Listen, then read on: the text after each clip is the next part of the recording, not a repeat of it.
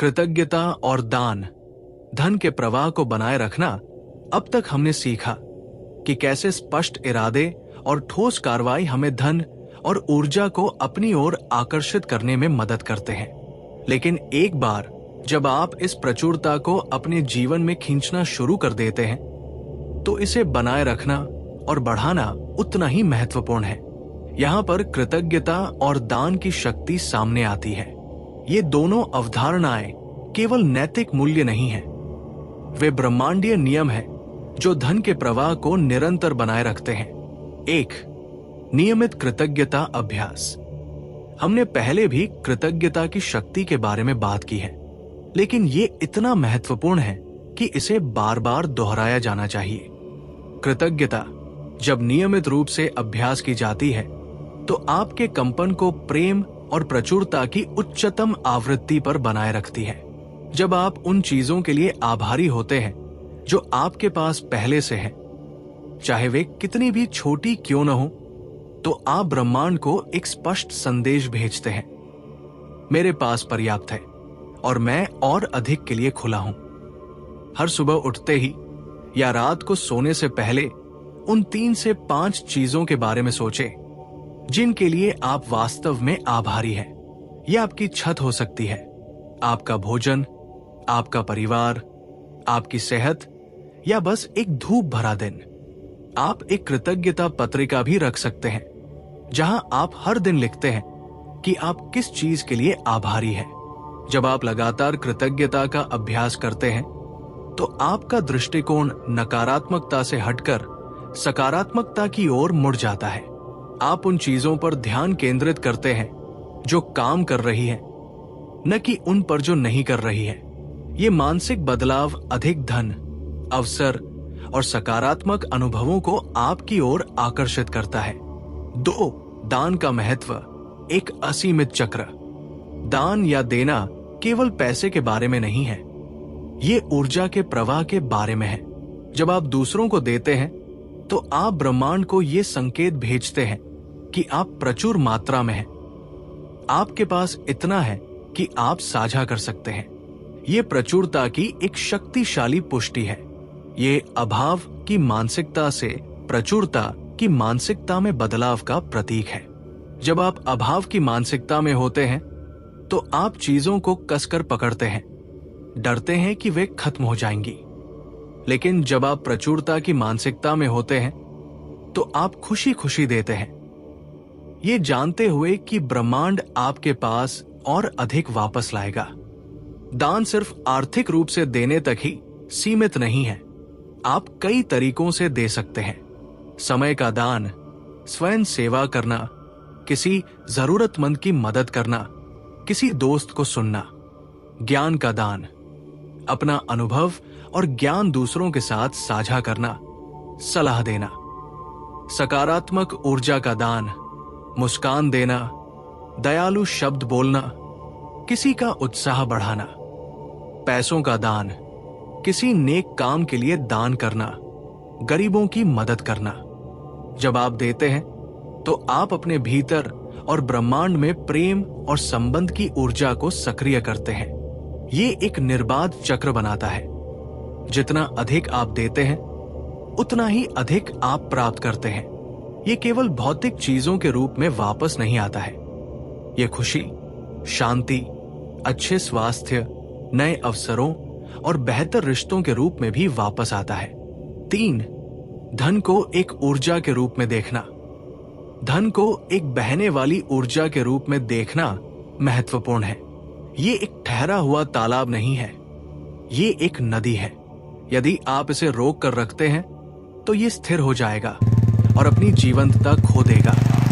लेकिन जब आप इसे बहने देते हैं, चाहे खर्च करके, समझदारी से, निवेश करके या दान करके, तो ये आपके पास और अधिक वापस आता है। दान करके आप धन के चक्र को सक्रिय रखते हैं, जिससे ये सुनिश्चित होता है कि ये आपके जीवन में आता रहे और दूसरों के जीवन में भी मूल्य जोड़ता रहे। याद रखें, कृतज्ञता आपको प्रचुरता के प्रति खोलती है और दान इस प्रवाह को बनाए रखता है। ये दोनों अभ्यास न केवल आपके वित्त को बेहतर बनाते हैं, बल्कि वे आपको एक अधिक दयालु, अधिक जुड़ा हुआ और अधिक पूर्ण व्यक्ति भी बनाते हैं। अपने जीवन में कृतज्ञता और दान को अपनाकर आप न केवल धन को अपनी ओर आकर्षित करेंगे, बल्कि आप उसे बनाए भी रखेंगे और अपने आसपास की दुनिया में एक सकारात्मक प्रभाव भी डालेंगे। कार्य और प्रेरणा। कर्म ही सफलता की कुंजी। हमने अब तक धन और ऊर्जा को आकर्षित करने के लिए मानसिकता, ऊर्जा के विज्ञान, स्पष्ट इरादों और लक्ष्य निर्धारण के महत्व पर बात की है। ये सभी अविश्वसनीय रूप से महत्वपूर्ण आधार है, लेकिन इन सभी के ऊपर एक ऐसी शक्ति है जो आपके सपनों को हकीकत में बदल देती है, और वो है कर्म। सोचना, योजना बनाना और कल्पना करना सब कुछ अच्छा है, लेकिन जब तक आप कार्य नहीं करते तब तक ये केवल विचार ही रहेंगे। कर्म ही वह पुल है जो आपके इरादों और आपकी सफलता के बीच बनता है। जैसा कि अक्सर कहा जाता है, कर्म ही सफलता की कुंजी है। अक्सर हम अपने लक्ष्यों को लेकर उत्साहित होते हैं। हम कल्पना करते हैं कि वे कैसे दिखेंगे, लेकिन फिर हम कार्य करने से हिचकिचाते हैं। ये डर, संदेह या बस ये न जानने की वजह से हो सकता है कि कहां से शुरू करें। लेकिन ये याद रखना महत्वपूर्ण है कि ब्रह्मांड आपकी इच्छाओं को तभी पूरा कर सकता है जब आप उसके साथ मिलकर काम करें। यह आपको अवसर दिखाएगा, लेकिन उन अवसरों पर कार्य करना आपकी जिम्मेदारी है। 1. छोटे कदम उठाना, बड़ी यात्रा की शुरुआत। एक बड़ा लक्ष्य अक्सर भारी लग सकता है। 5000 शब्दों की स्क्रिप्ट लिखना, 1 लाख रुपए बचाना या एक नया व्यवसाय शुरू करना, ये सब पहाड़ जैसे लग सकते हैं। यही कारण है कि बहुत से लोग शुरू ही नहीं कर पाते। लेकिन हर बड़ी यात्रा एक छोटे कदम से शुरू होती है। अपने बड़े लक्ष्य को छोटे, प्रबंधनीय टुकड़ों में तोड़ दे। उदाहरण के लिए, यदि आपका लक्ष्य अपना ऑडियो बुक चैनल शुरू करना है, तो आपका पहला कदम सिर्फ एक माइक्रोफोन पर शोध करना हो सकता है। अगला कदम एक स्क्रिप्ट का एक पैराग्राफ लिखना हो सकता है। फिर पहला अध्याय रिकॉर्ड करना। ये छोटे कदम आपको अभिभूत महसूस नहीं होने देंगे और आपको हर कदम पर प्रगति का अनुभव करने देंगे। प्रत्येक छोटा कदम एक जीत है, और ये छोटी जीतें आपको अगला कदम उठाने के लिए प्रेरित करती है। याद रखें, पूर्णता की प्रतीक्षा न करें। अक्सर पर्याप्त उत्कृष्ट से बेहतर होता है, क्योंकि उत्कृष्ट आपको शुरू करने से रोक सकता है। बस शुरू करें और धीरे धीरे सुधार करते रहें। 2.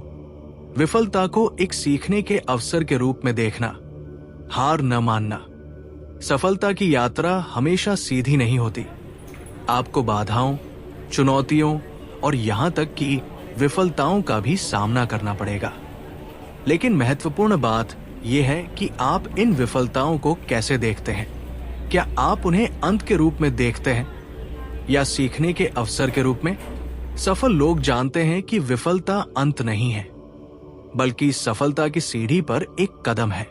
जब कोई चीज काम न करे तो निराश न हो। इसके बजाय रुकें, विश्लेषण करें कि क्या गलत हुआ, उससे सीखें और फिर एक अलग रणनीति के साथ आगे बढ़ें। ये जिद, ये लचीलापन ही आपको दूसरों से अलग करता है। थॉमस एडिसन ने प्रकाश बल्ब बनाने से पहले हजारों बार कोशिश की थी। उन्होंने कहा था, मैं असफल नहीं हुआ, मैंने सिर्फ 10,000 ऐसे तरीके खोजे हैं जो काम नहीं करते।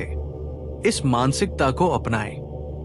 हर नहीं को नेक्स्ट अपॉर्चुनिटी, अगला अवसर के रूप में देखें। 3. निरंतरता और धैर्य। रातों रात सफलता नहीं मिलती। हम अक्सर रातों रात सफलता की कहानियों को सुनते हैं, लेकिन उनके पीछे की वर्षों की कड़ी मेहनत, समर्पण और निरंतरता को भूल जाते हैं। धन और ऊर्जा को आकर्षित करना कोई जादुई गोली नहीं है।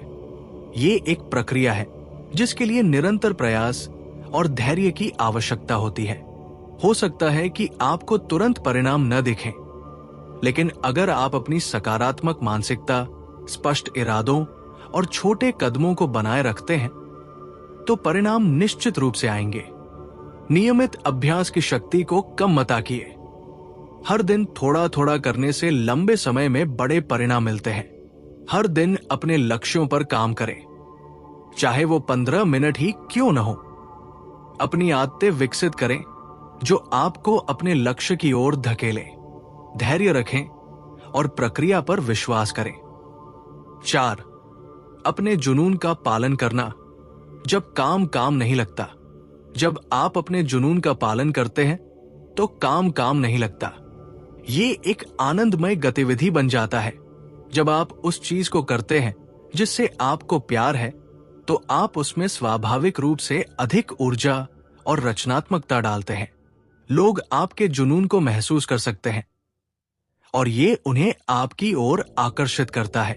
जब आप अपने जुनून में लीन होते हैं तो धन और ऊर्जा स्वाभाविक रूप से आपके पास आते हैं, क्योंकि आप उच्च आवृत्ति पर कंपन कर रहे होते हैं और आप दूसरों को मूल्य प्रदान कर रहे होते हैं। यदि आपको अभी तक अपना जुनून नहीं मिला है तो उन चीजों पर ध्यान दें जो आपको खुशी देती हैं, जिनमें आप खो जाते हैं और जिनमें आप स्वाभाविक रूप से अच्छे हैं। अपने कौशल को विकसित करें और उन्हें दुनिया के साथ साझा करने के तरीके खोजें। 5. सेवा का महत्व। जितना अधिक आप देते हैं उतना ही अधिक आप प्राप्त करते हैं। ये एक सार्वभौमिक नियम है। जितना अधिक आप देते हैं उतना ही अधिक आप प्राप्त करते हैं। जब आप दूसरों को मूल्य प्रदान करते हैं, उनकी समस्याओं का समाधान करते हैं या उनके जीवन को बेहतर बनाते हैं तो ब्रह्मांड आपको बदले में पुरस्कृत करता है। धन केवल पैसे के लिए नहीं है, ये मूल्य का एक माप है जिसे आप दुनिया को प्रदान करते हैं। अपने दर्शकों, ग्राहकों या समुदाय की जरूरतों को समझें और उन्हें पूरा करने का प्रयास करें। क्या आप ज्ञान प्रदान कर सकते हैं? क्या आप एक समस्या हल कर सकते हैं? क्या आप किसी के जीवन को आसान बना सकते हैं? जब आपकी प्रेरणा दूसरों की सेवा करने की होती है तो धन और अवसर स्वाभाविक रूप से आपके पास आएंगे, क्योंकि आप एक आवश्यकता को पूरा कर रहे हैं और मूल्य बना रहे हैं। ये एक जीत जीत की स्थिति है। 6. जोखिम लेना। अपने आराम क्षेत्र से बाहर निकलना। विकास और प्रगति तभी होती है जब आप अपने आराम क्षेत्र से बाहर निकलते हैं। इसका मतलब है कि कभी कभी आपको जोखिम उठाने पड़ेंगे। ये एक नया विचार शुरू करना हो सकता है, एक बड़ा निवेश करना हो सकता है या किसी ऐसे व्यक्ति से संपर्क करना हो सकता है जिसे आप नहीं जानते। जोखिम उठाना डरावना हो सकता है, लेकिन बिना जोखिम के कोई बड़ी जीत नहीं होती। यहां महत्वपूर्ण बात यह है कि गणना किए गए जोखिम ले। इसका मतलब है कि आप संभावित परिणामों का मूल्यांकन करते हैं, एक योजना बनाते हैं और फिर विश्वास के साथ आगे बढ़ते हैं। डर आपको अपने सपनों से दूर रख सकता है। डर को स्वीकार करें, लेकिन उसे अपने कार्यों को नियंत्रित न करने दें। निष्कर्ष में कार्य और प्रेरणा वे इंजन हैं जो आपके सपनों की गाड़ी को आगे बढ़ाते हैं। अपनी मानसिकता को ठीक करें, अपने इरादों को स्पष्ट करें और फिर सबसे महत्वपूर्ण कार्रवाई करें। छोटे कदम उठाएं, विफलताओं से सीखें, धैर्य रखें, अपने जुनून का पालन करें, दूसरों की सेवा करें और कभी कभी गणना किए गए जोखिम लेने से न डरें। याद रखें, आप में वो शक्ति है जो आप चाहते हैं उसे प्राप्त करने की। उठो, कार्य करो और अपने असीमित भविष्य का निर्माण करो।